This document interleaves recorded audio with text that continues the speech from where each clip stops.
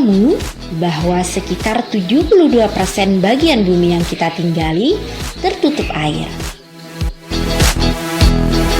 Dari jumlah tersebut, 97%-nya merupakan air asin yang tidak bisa diminum.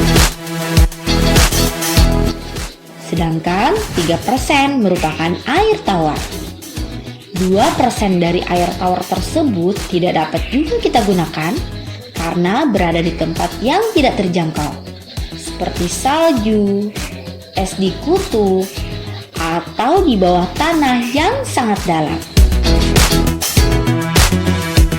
Sehingga hanya kurang dari 1% air tawar yang ada di bumi yang dapat kita gunakan, seperti untuk mandi, mencuci, memasak, bahkan 70% dari tubuh manusia adalah air. Sehingga kita selalu membutuhkannya. Namun, meski digunakan secara terus-menerus, mengapa ya air di bumi tidak pernah habis?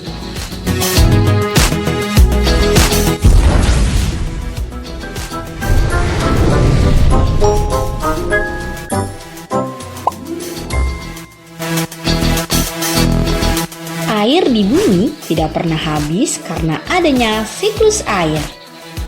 Siklus air adalah proses perputaran air secara terus-menerus dari bumi ke atmosfer, lalu kembali lagi ke bumi. Lalu, bagaimana ya terjadinya proses siklus air?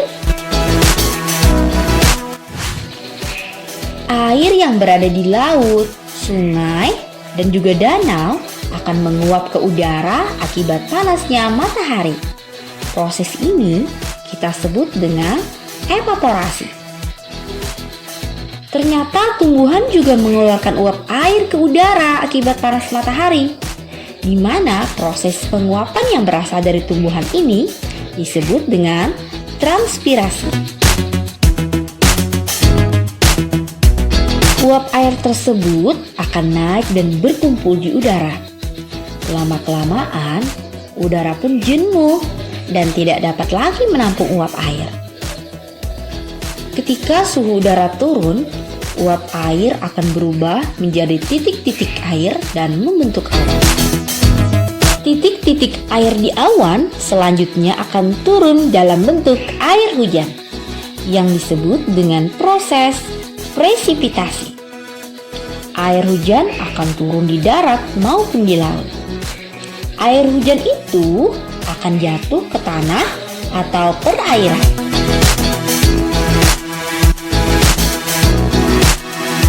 Air hujan yang jatuh di tanah akan meresap menjadi air tanah. Sedangkan air hujan yang jatuh ke perairan, misalnya sungai ataupun danau, akan menambah jumlah air di tempat tersebut. Selanjutnya air sungai akan mengalir ke laut, namun sebagian air di sungai juga akan menguap kembali.